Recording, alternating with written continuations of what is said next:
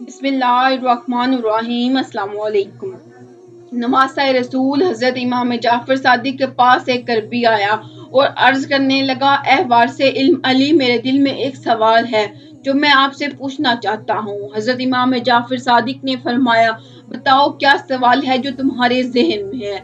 वो शख्स अर्ज करने लगा, एक अरसे से ये सवाल मैं सोचता हूँ कि उल्लू हमेशा वीरान जगह पर क्यों रहता है, वो आबादी के करीब क्यों नहीं रहता, उल्लू क्यों हमारे लिए मनहूस है। हजरत इमाम जाफर सादिक ने एक लंबी आह भरी और फरमाया, ये परिंदा उल्लू हमेशा से ऐसा नहीं था। पहले ये वीरान जगहों पर नहीं रहता था और ना ही ये उदास रहता था। ये परिंदा आका दो जहां हजरत मोहम्मद सल्लल्लाहु अलैहि वसल्लम की आल से मोहब्बत करने वाला परिंदा है।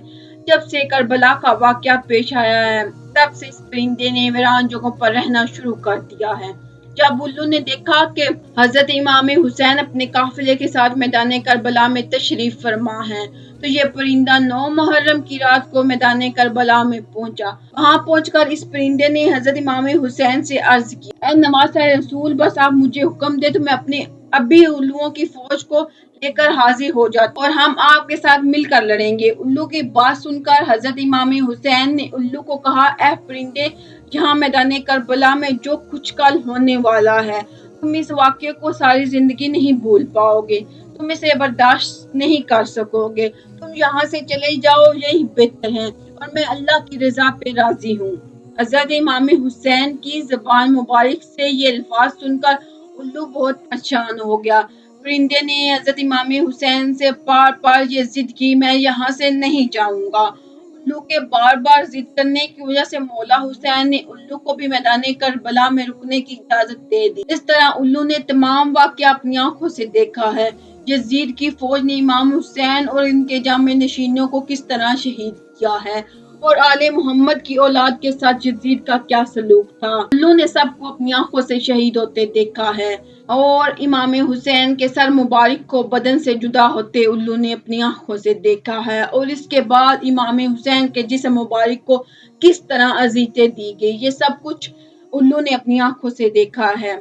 ये सब कुछ देखने के बाद उल्लू के दिलो दिमाग पर इंसानों के लिए नफरत पैदा हो गई। उल्लू ने ये वाकया जाकर अपने तमाम खानदान को सुनाया। उसके बाद उल्लू के दिल में इंसानों के लिए नफरत के सिवा कुछ ना रहा। यही वजह है कि उल्लू ने अपने आप को इंसानों से दूर कर लिया है।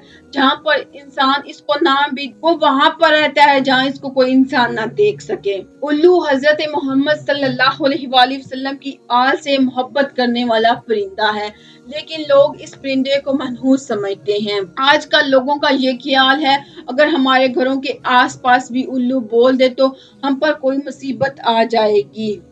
अगर उल्लू किसी की छत पर बोले तो इस डर से वो अपना घर बार छोड़कर कहीं और चले जाते हैं।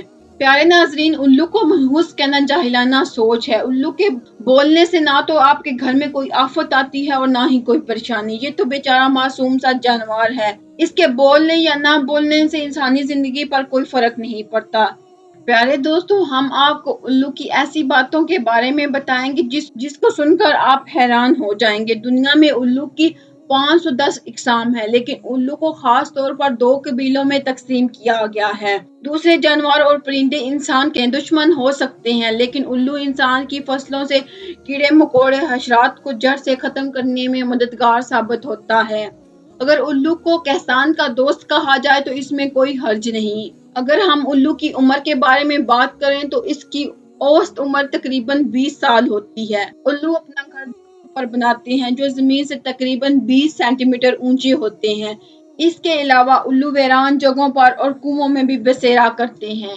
अक्सर लोग दूसरों को तनकीद का निशाना बनाने के लिए उल्लू बोलते हैं, तुम तो उल्लू की तरह नजर आते हो।